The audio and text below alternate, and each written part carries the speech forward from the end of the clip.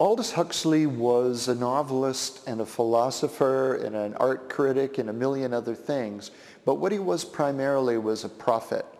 Huxley extrapolated from all the science he was seeing around him, as well as the new technological discoveries that were being made, particularly in pharmacology, and I think in terms of new patterns of learning. The critical piece for understanding Huxley's worries really grew out of what is often called scientific positivism.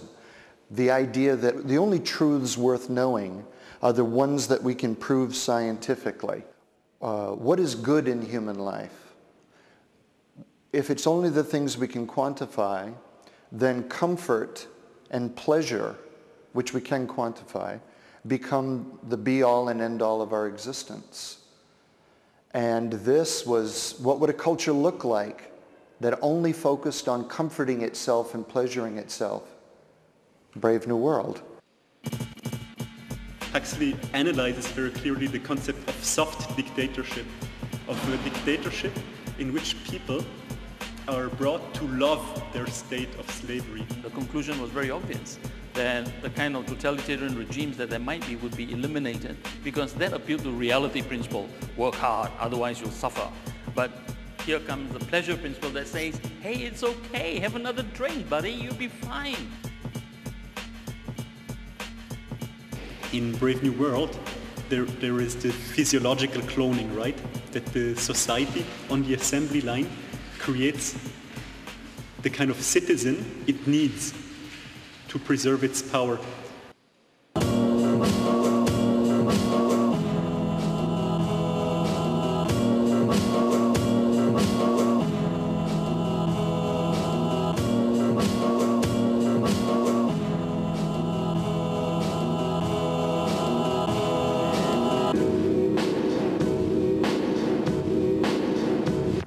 One egg, one embryo, one adult, normality.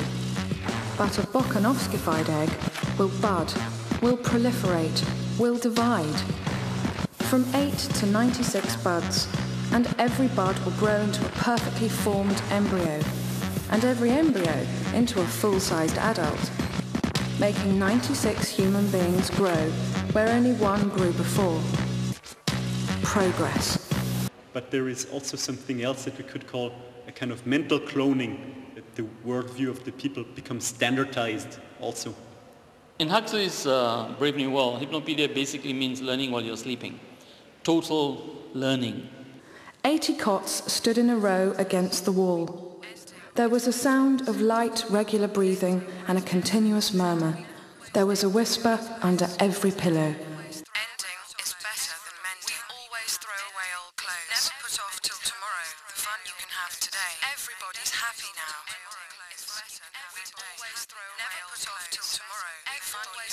They'll have that repeated 40 or 50 times more before they wake.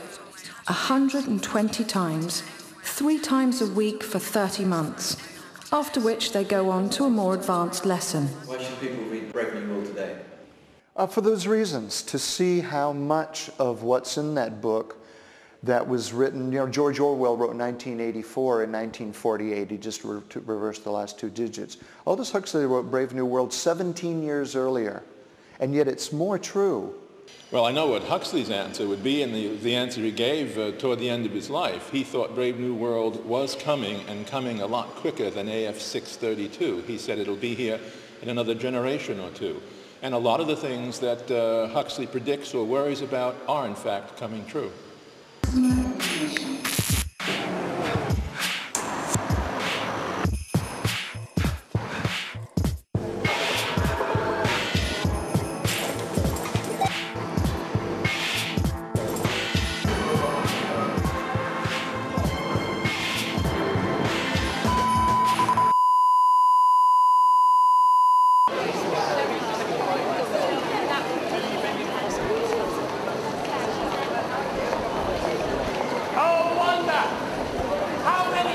Creatures are there here? How beauteous mankind is! Oh, brave new world that has such creatures in it.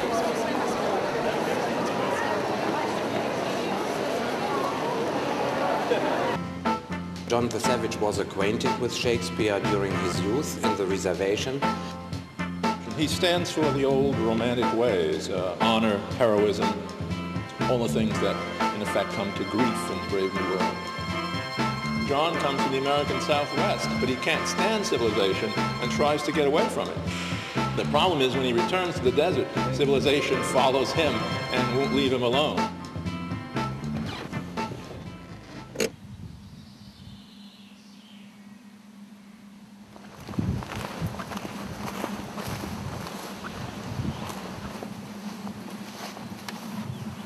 Hello. Hello. Pleased to meet you. Hello. My name is Cliff Lothar. Nice to meet you. This is my caravan. Please come on in.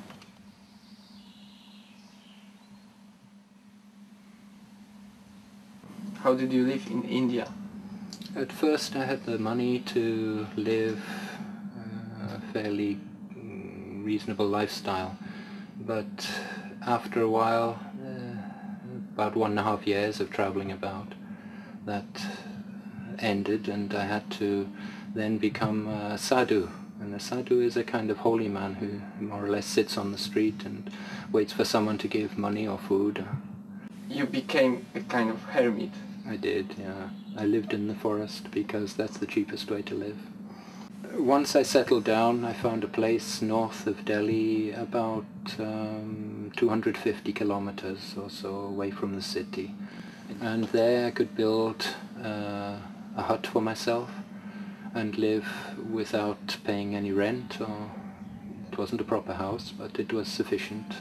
At the end of it, I became less of a hermit than I was before, not more of a hermit, because I'd done it, then I could understand its limitations. I'd finished with India. It was enough. Okay, let's see now. Flour, sugar, rice, oats, dried fruit, noodles. Essential standby noodles. What we got here? Bread, biscuits, jams, cakes, Weetabix. Nothing else. Oh, custard powder. And so coming back to Britain, everything moved smoothly. The traffic all worked perfectly. The roads were completely flat. And it was such a strange feeling coming back to something resembling perfection again. If you look around, you can see that there's nothing here that is not Western that I have. I don't have a Buddha in the room. I don't have mantras or what are they called, these Tibetan tapestries hanging on the walls at all. I don't have anything like that. There's no religious icons, or there are no religious icons here at all. So I'm completely integrated back into this society. It's part of the simple lifestyle. You make your own pizza instead of ordering it from somebody. Okay, I have Earl Grey tea, or I have lemon and ginger tea. Any preference?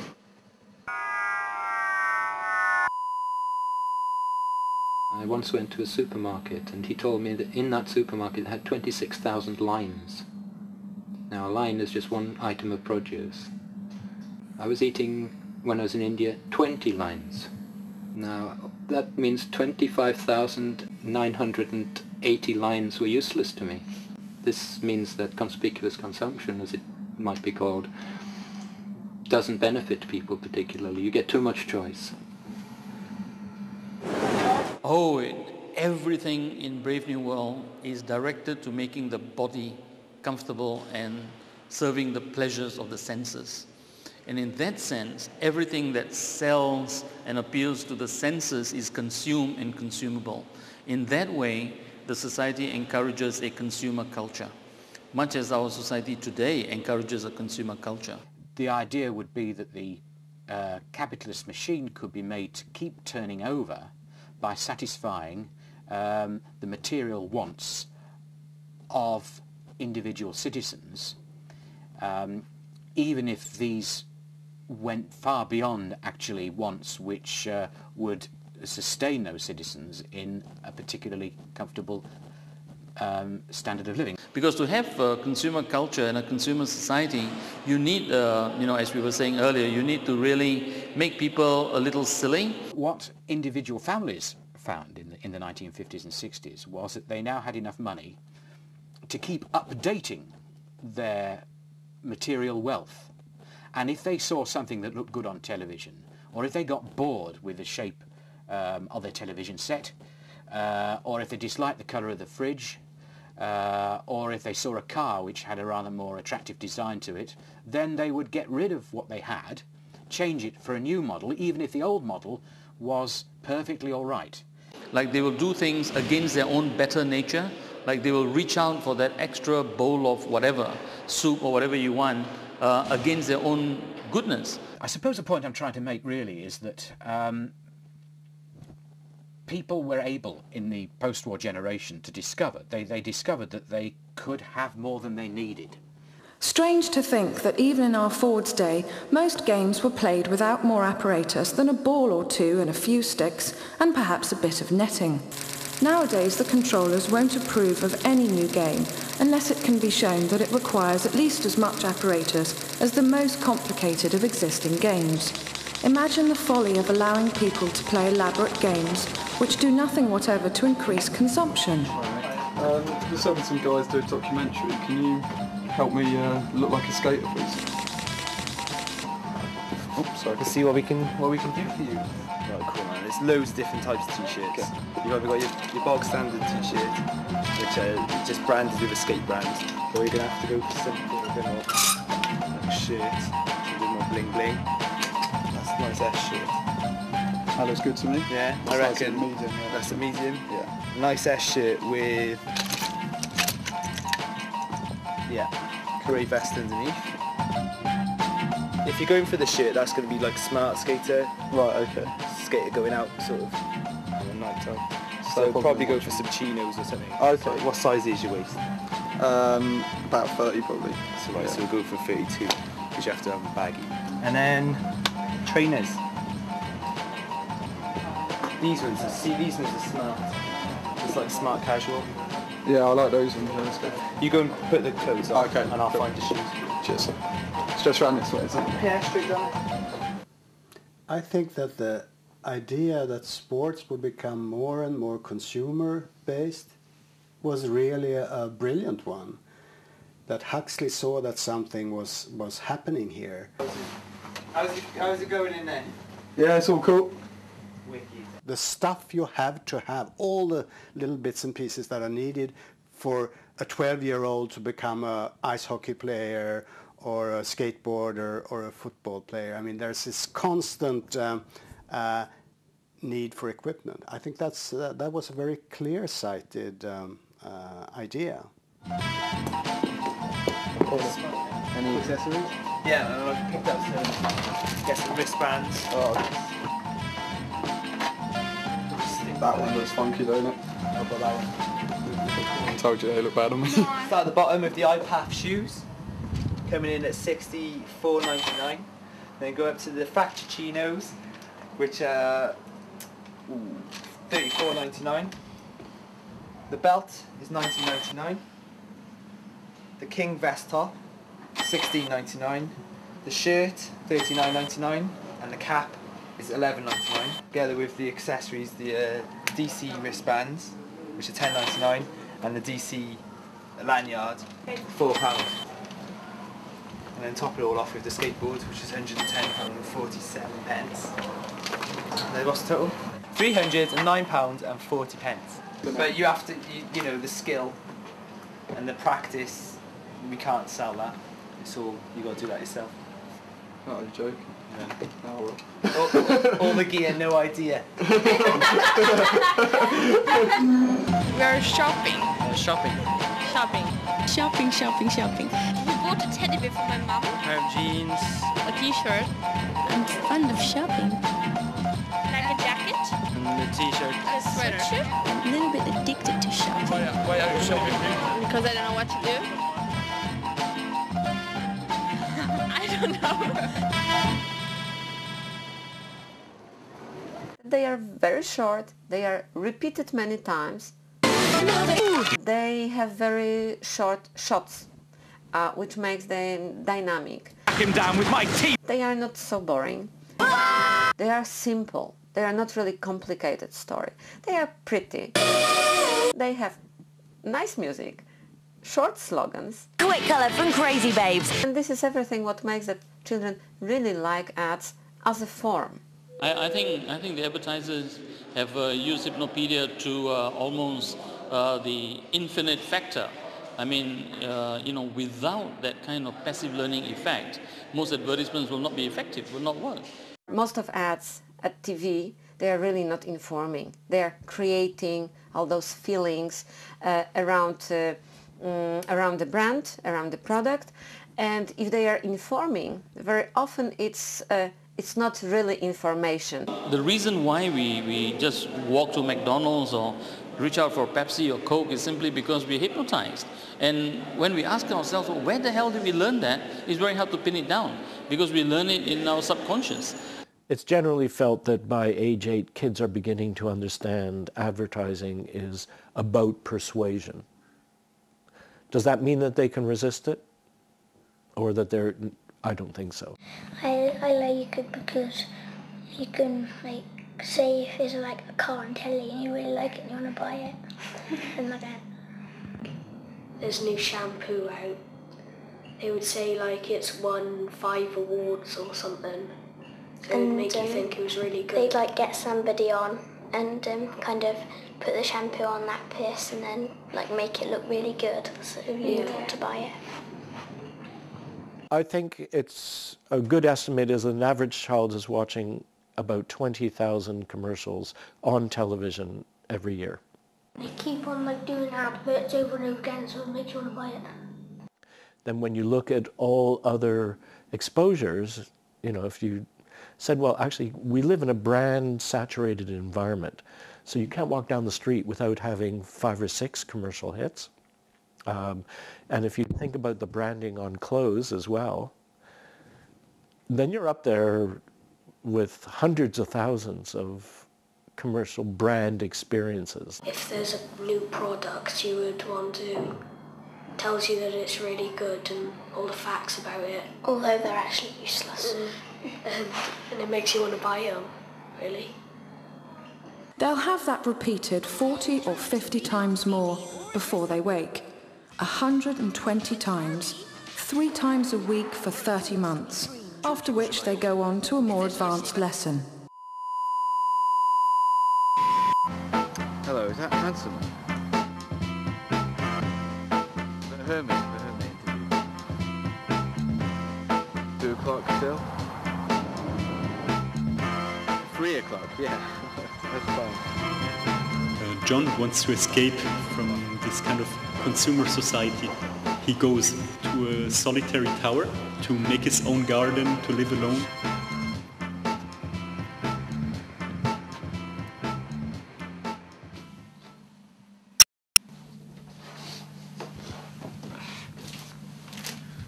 Okay.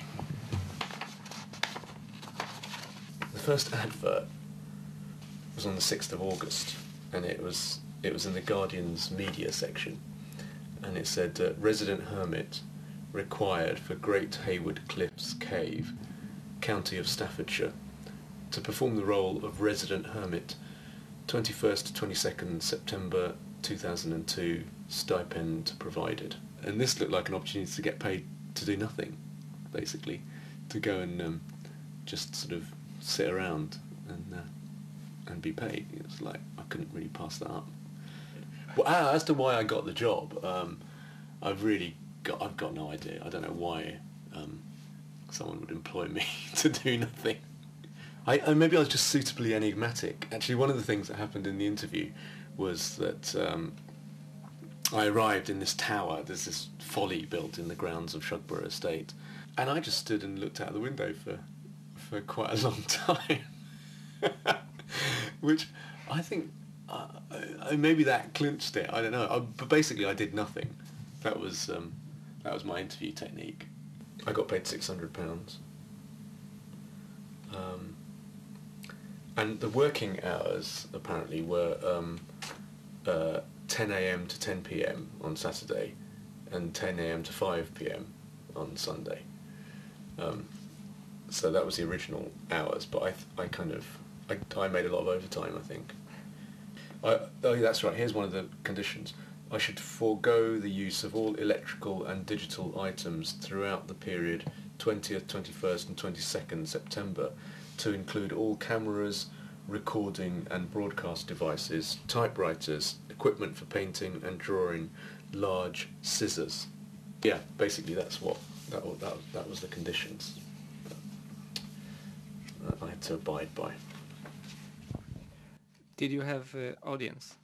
Were there people watching you actually? Constantly. In fact, I didn't have a moment to myself the whole time. So yeah, there were lots of people. Then I had all these press and media people, obviously, who were just pretty thick, mostly. Thank you.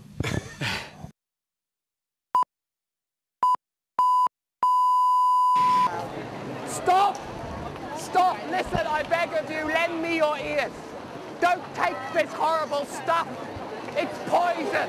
Poison to soul as well as to body. Throw it all away, this horrible stuff. I come to bring you freedom. But do you like being slaves? Do you like being babies? Yes, babies, mewling and puking. Don't you want to be free? And then, do you even understand what manhood and freedom are? Freedom! Goats and monkeys! The book's about freedom. Don't you want to be free? I think I am free.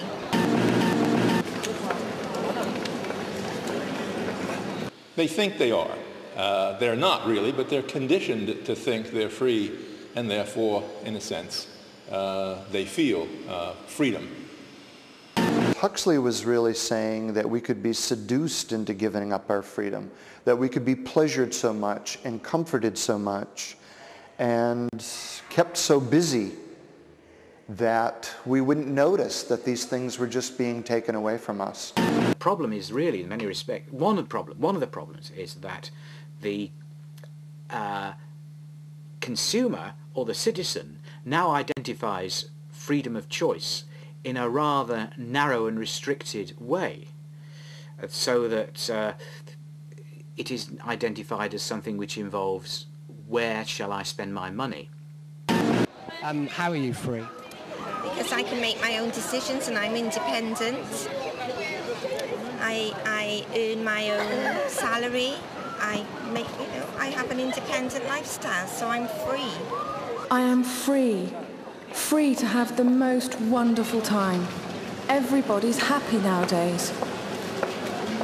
Happiness as a goal in consumer society is really based on the need to be unhappy.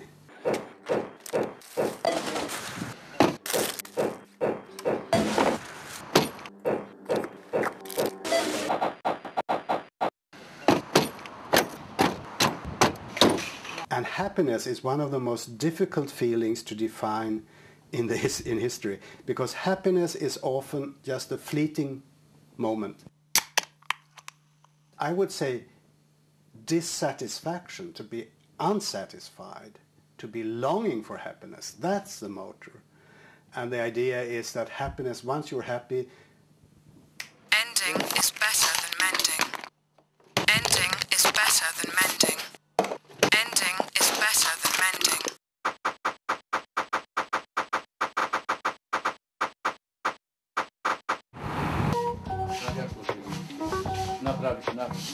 Kamera chodzi. Naprawiamy wszystko, jak zaznaczyłem, co klient przyniesie.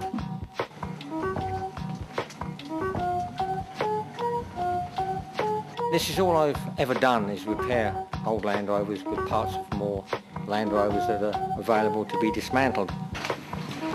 This is a repair place. Z takiego drobnego sprzętu, AGD głównie w tej chwili odkurzacze, suszarki, żelazka. No. Żerandole, jeśli ktoś stary żerandol. I am repairing electronics, TV sets and stereos, videos, CDs, radios. Mending is antisocial. Mending is antisocial. Mending is antisocial. It's more often that I give people a price, what it costs to repair it, and they refuse it. They don't want to repair it. It's more common today than it was before. W tej chwili generalnie naprawiają mniej, no bo rynek został zalany przez całą masę bardzo tanich produktów i w pewnym momencie no, naprawa się przestaje kalkulować zarówno dla klienta, jak i dla mnie. A small radio like this radio here. It's nothing to repair. So it cost 500 crowns and 600-700 crowns to repair.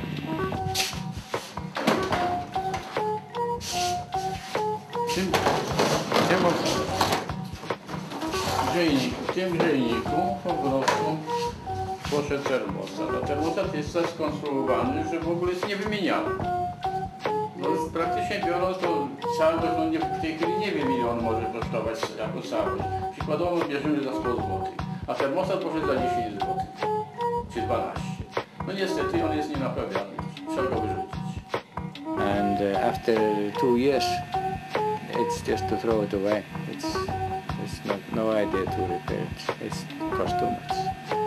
Cars become obsolete because the availability of parts to repair them and the skills to repair them and the need to repair them doesn't seem to be apparent or paramount. People are told and are of the opinion, and it seems to be fact, that they can acquire a new car very easily, buy it extremely easily. Dawniej produkowany przedmiot, obojętnie co by się nie robiło, jaki przedmiot się nie robił, to się robiło co najmniej na 20 lat. A dzisiaj te wszystkie przedmioty, które są na nowej produkcji, to jest nawet do gwarancji. Do roku albo 2 lata, a później po 2 latach do świetnika. We just carry on repairing. We cut out old and replace with new. That's about all I can say about obsolescence because it doesn't exist with Land Rovers. It exists in people's minds but not in my hands. W przyszłości to raczej nie ma za wielkiej, bo wszystko idzie w kierunku coraz większej konsumpcji. No. Nowe rzeczy krótko, nowa rzecz krótko, nowa rzecz krótko. We don't want people to be attracted by old things. We want them to like the new ones. And why do you like clothes shopping? Because like you can get new stuff and you can see what new stuff there is and all that. So what's good about new things? They're better than your old stuff. Old clothes are beastly. We always throw away old clothes. Next. Old clothes are beastly. We always throw away old clothes. Next. We always throw away old clothes. Next. To create a longing for the new, you must also teach people to grow tired of the old. So I cannot wear this shirt, or this book, or this movie is uninteresting. Repetition is one of the most important way how advertising is working. Some people are thinking that it's working by giving some arguments for the consumer. It protects. But not really.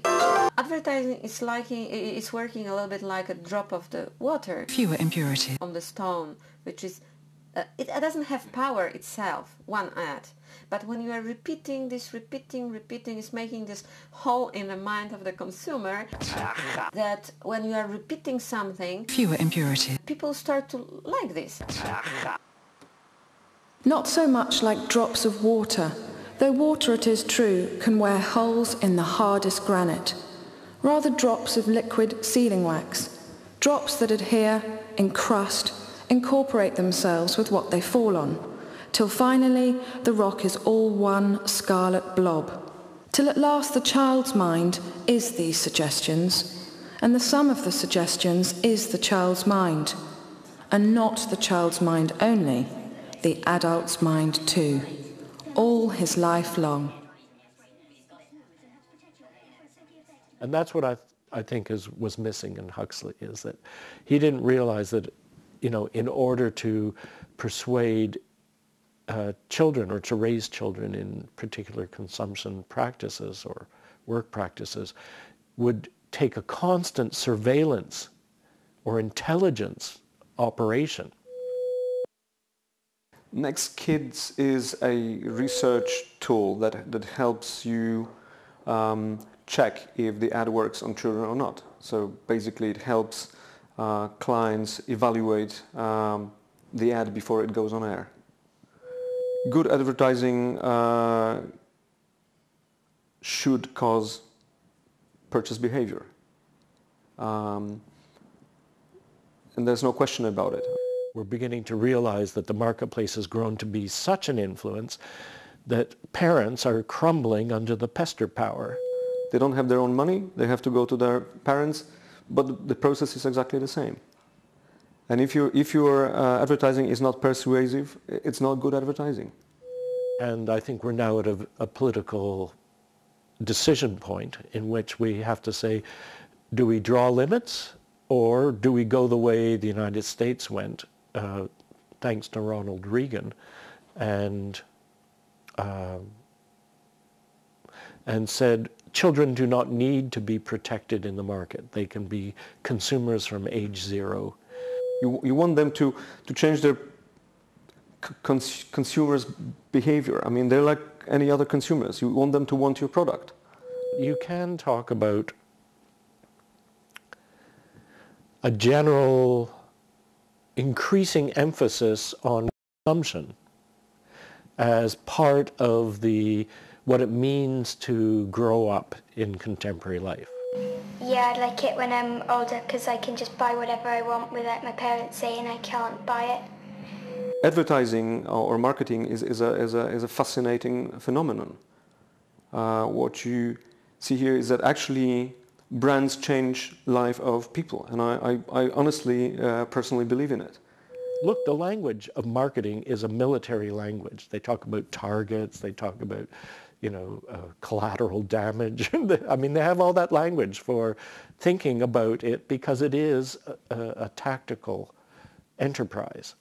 And, you know, you will never get anyone to confess that they're bad.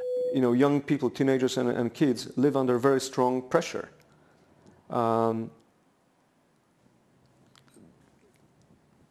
Probably advertising and marketing adds some pressure, you know, and doesn't make their life a lot easier. Right now, it's a battle zone. That's reality. That's fact of life, and they have to face it. They have to live through it. They have to find a way to survive in the world of attacking brands.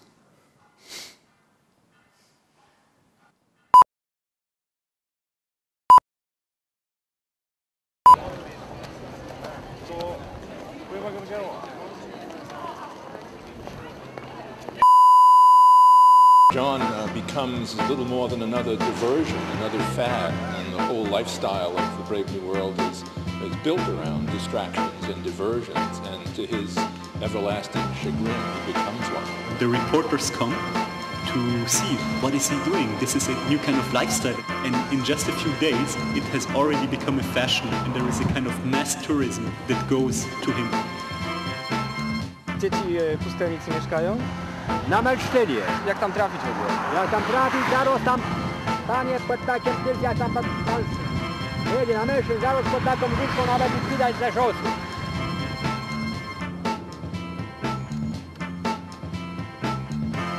Ja dokładnie nie wiem, ja wiem, że mieszkają w tym lesie tutaj, ale tylko jeden, to nie jest żyje.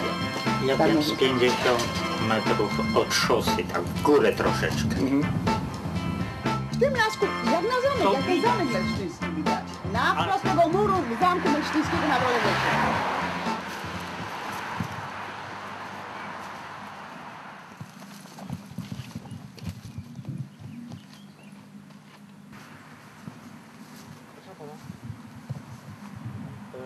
Nazywam się Andrzej na podstawie książki.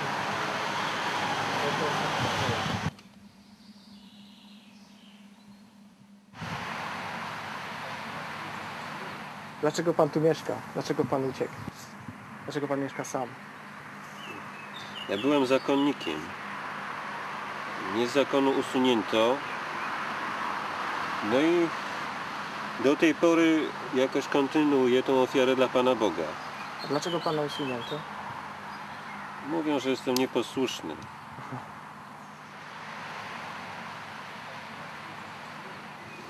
No jak mnie usunięto z zakonu po 7 latach, no to przyjechałem tu od razu i postawiłem namiot i wziąłem się za budowanie chaty.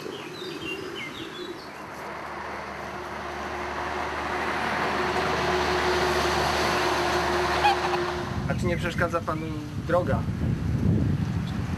Trochę tak, ale gdzie się przyzwyczaić. No, drzewo przygotowane na zimę.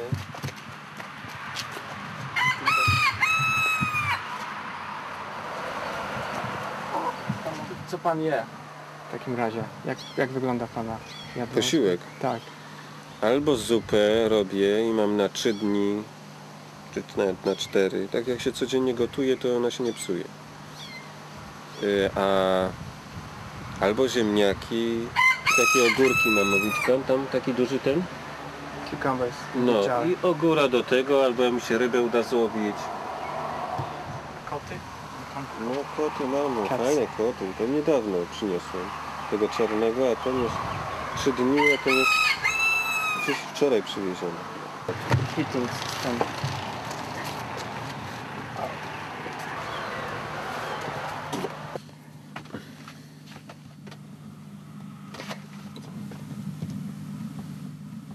A jak pana dzień w takim razie wygląda? Może pan powiedzieć, jak się pan budzi i co się dalej dzieje? No wstaję. O której pan wstaje? No różnie. Bywa, że wstaję o 4, po 4, bywa, że wstaję po 5, tak gdzieś. No szykuję się i idę na mszę. Po mszy wracam, śniadanie i praca, modlitwa na okrągło przez cały dzień. Jak jest z elektrycznością? Nie ma to prądu. Nie może pan czytać w nocy, wieczorem? No jak nie? Lampa naftowa czy świeczka to jest wystarczające światło. Nie wiem, wie pan, czy ja wytrwam. Czy pan wytrwa tutaj? No ja nie wiem tego. Do tej pory wytrwałem, dzięki Bogu, tyle lat. Już jest 9 rok, 7 lat zakonu. Już mam 42 lata. Być może wytrwam. Już mi się wydaje, że już jestem po latach. No w pańskim wieku jakbym był, to bym pieprznął tym wszystkim. Poszedłbym się znalazł jakąś kobietę. Ale jak już mam 42 lata, to nawet gdybym mi pan znalazł jakąś, to już te sprawy to już... Ja też mam swoje potrzeby, wie pan. Chciałbym mieć może i telewizor, może tak dalej, i tak dalej. Chciałby pan? No mam pokusę taką, no. No ale na razie no, radio mi starcza, no, dzięki Bogu, no. Ale jakby mi ktoś tak za darmo przyniósł taki malutki, kolorowy, bo czarno-biały to nawet bym może nie chciał. Nie wiem, czy bym nie wziął. No sobie puścił jakiś film.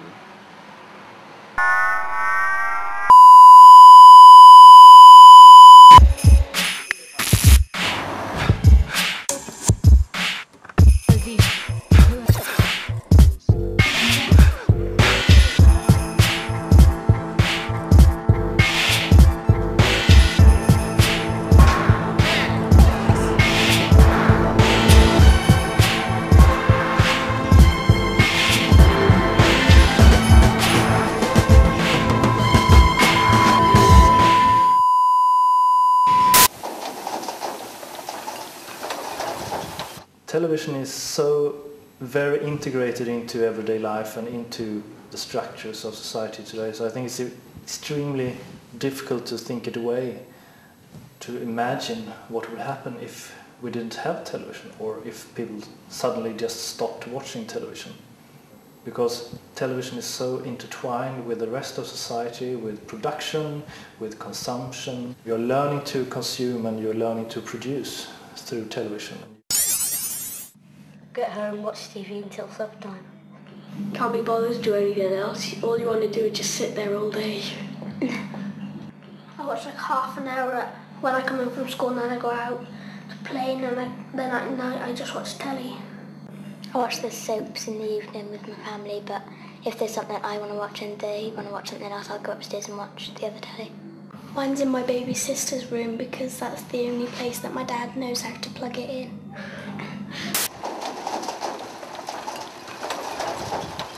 The world's stable now. People are happy. They get what they want. And they never want what they can't get. They're well off. They're safe. They're never ill. They're so conditioned that they practically can't help behaving as they ought to behave. And if anything should go wrong, there's Soma. Well, in the novel itself, I mean, Soma is an all-emotional drug. It does something to you that takes you away from everything that is here and the now. I think we each have our own somas, and I think one of the things about a lot of the new kinds of drugs that we are getting, you know, from the kind of pharmaceuticals that are given out for people who are depressed, people who are in emotionally hyper state, and all of that, all those will constitute what Huxley meant by soma. I'm David Healy. I'm a professor of psychiatry. My area of interest has been the group of drugs we use to treat people who are depressed, and I've worked on both how they work, but also the history of this group of drugs, where they actually came from. Some of the drugs, the best known drugs used these days to treat people who are depressed, drugs like Prozac, for instance, the pharmaceutical companies that made them were probably more interested in a tranquilizer or a drug to treat people who are anxious than they were in a drug to treat people who are depressed. And some of these drugs really only particularly our sensitive responses to pain and suffering. You know, in the book, every time there's a problem, they administer soma. It's the same these days. I mean, you know, when children have problems in school, they give you a little drug. You know, whenever you have a problem, they give you a little drug. If you are a bit excessive this week. Depression has changed hugely in recent years. Until 20 or 30 years ago, it used to be a very severe illness that would lead people to end up in hospital. It was the kind of thing that hit you during your middle to later years. It was an illness that often, if you weren't treated for it, you were at high risk of going on to die because you just wouldn't eat. The kinds of people who get labelled these days as being clinically depressed don't have anything like that. These will be people who often be much, much younger. People who 10 or 20 years ago, if you asked them what they had, they'd have said they were anxious. 10 or 20 years ago, if you asked people like me what they had, we'd have said these people are anxious. To that extent here, whereas in America it is, I mean, the use of antidepressants for treating things other than depression is actually quite high. I think they really do have a problem there. Because people are actually turning to antidepressants, seeing them as some kind of magic bullet that's going to solve their problems, whereas actually solving the problems involves a degree of pain. And one of the problems, I guess it depends on your outlook on life. You know, I tend to think life is actually meant to be painful because pain is the only thing we learn from. You know, human beings developed out of pain, we evolved out of pain. And those of us that couldn't deal with it died back in the Stone Age. You know, we actually are risk-taking creatures. We take risks, we get into trouble, we get upset, we get unhappy, we get injured. It's both physically and mentally. May perhaps be the answer for this. I think people previously would have put up with the ups and downs of life, the vicissitudes of life, the slings and arrows of fortune, but people now tend to think, well, no, we oughtn't be putting up with that. We're feeling bad, you know, there's a pill that will help. And they think that because they've been sold the model that this pill comes without risks, that it's almost like taking a vitamin, that the serotonin in your brain has been reduced. There's no proof.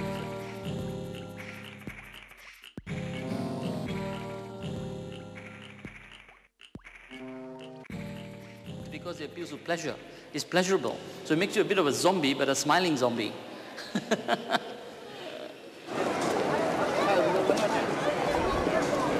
You got rid of them! Yes, that's just like imprisonment. Getting rid of everything unpleasant instead of learning to put up with it. Whether it is better in the mind to suffer the slings and arrows of outrageous fortune or to take arms against a sea of troubles and by opposing end them. But you don't do either. You neither suffer nor oppose. You simply abolish the slings and arrows. It's too easy. What you need is something with tears for a change. Nothing costs enough here. Everybody's happy now. Everybody's happy now. Everybody's happy now.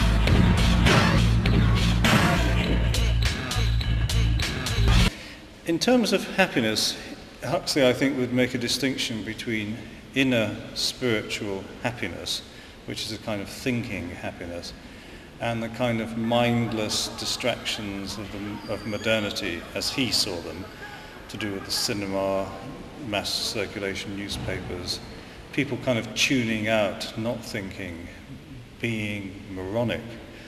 I think one of the most powerful aspects of Brave New World is how it anticipates the kind of theme park world we live in. No leisure from pleasure. No leisure from pleasure. No leisure from pleasure. I read Brave New World as a society in which art is absent. You know, there's only craft, there's only technique. There is no vision, no real realization of anything that you and I would call art.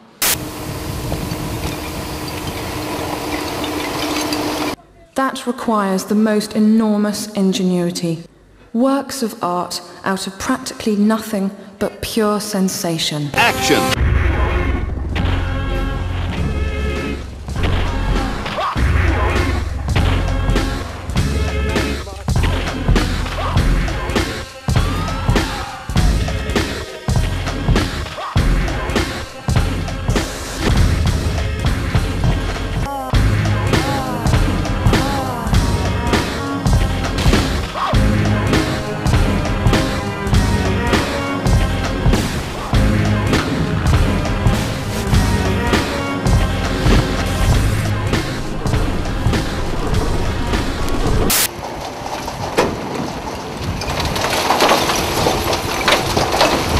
Jeśli chodzi o ilość odpadów produkowanych w Polsce, w ostatnich latach na pewno następuje taki, można powiedzieć, liniowy wzrost ilości odpadów.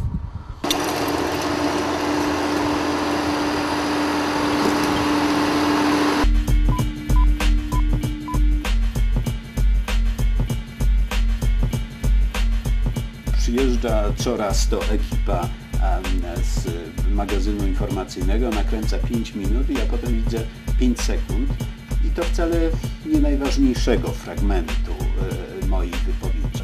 Well, in one sense I think it is not okay to do it that way, to just take small pieces out of a complex text. But on the other hand, if you want to reach a certain audience, you have to use these methods, these tools to reach, to get the attention that you want. Przede wszystkim nie sądzę, żeby ten wywiad w takiej formie, w jakiej był, a bardzo żałuję, że on nie będzie w takiej pokazany. Otóż nie sądzę, żeby był pokazany.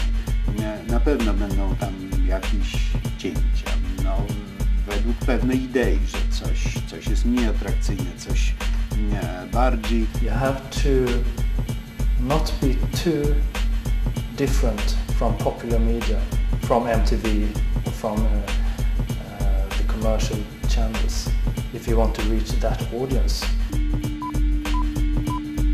Czasem lubię to, że są metody mieszane, to znaczy nagle jakaś strzałka pojawi się, albo jakiś ludzik wyanimowany. think you shouldn't be too different from the ordinary mainstream aesthetics. Sterować uwagą, nie bójmy się tego, sterować uwagą widza, dlatego że widz musi być prowadzony, ponieważ on w zasadzie jest taki niezborny, niezorganizowany, odwraca się, robi herbatę, myśli o innych rzeczy. You bring forward the things, the most controversial things I have said, and you try to emphasize these things. You take out a short clip from its context and then you repeat it over and over again. I'm a little bit addicted to shopping. You want them to want your product. Everybody's happy now. All the gear, no idea. Right now it's a battle zone. Freedom! Ending is better than mending. They could have more than they needed. They're conditioned to think they're free. Brands change life of people. 20,000 commercials on television every year. Like they will do things against their own better nature. When you are repeating, and it makes you want to buy it. We're hypnotized. Mental cloning. Brave New World.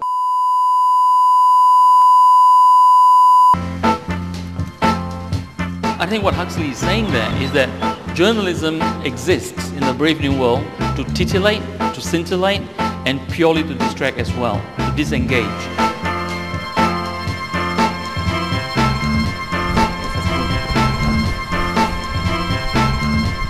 Doesn't really want to come to terms with what the real issue is. In other words, the real problem of the savage. He just wants to show the world the theatre that is surrounding the savage. It works. It's on.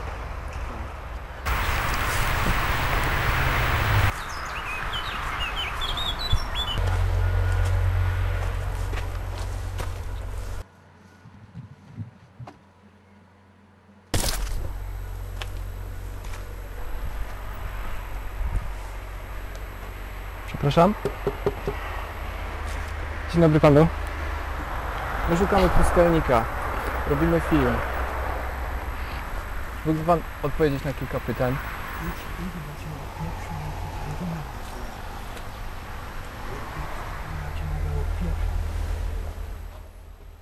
Przepraszam.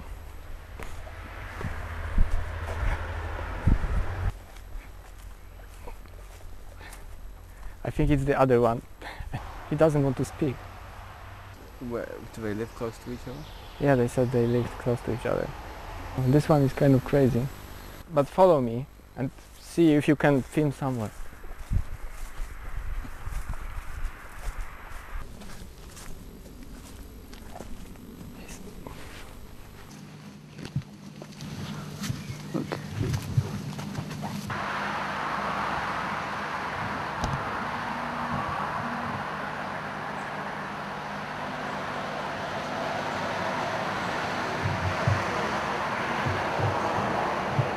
Just a few words from you, Mr. Savage.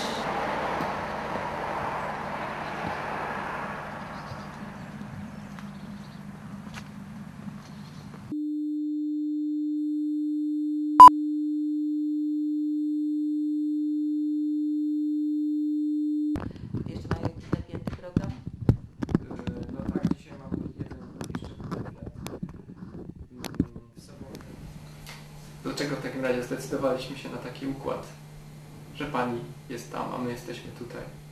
No, żeby uciec z tej pułapki, którą jest tak konsumeryzm i społeczeństwo rynku, gdzie każdy potrzebuje, prawda, zaistnieć, pokazać siebie przez 5 minut, no i potem oczywiście jeszcze powiedzieć dość obłudnie, że to jest tak, i ubolewać nad tym, że to jest takie społeczeństwo, że wszyscy się pokazują, wszyscy się sprzedają, no więc chcieliśmy od tego uciec. Czy uważa pani, że uciekliśmy? No to się okaże na końcu. To będzie, zobaczymy efekty naszej rozmowy. A w jaki sposób moglibyśmy my uciec od tej pułapki? No jak tak mówię, przez dialog. Przez dialog, no i przez nieeksponowanie siebie. Natomiast czy to jest możliwe poprzez film, no to myślę, że raczej nie. Myślę, że najłatwiej jest uciec od pułapki milcząc.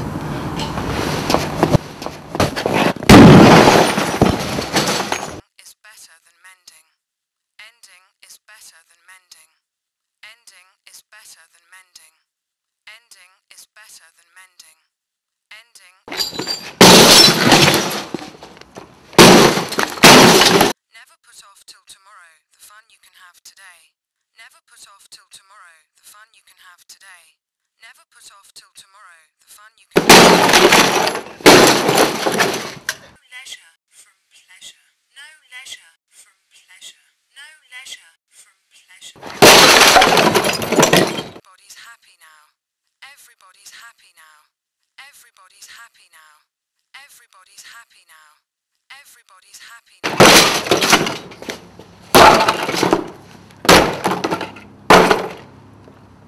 happy.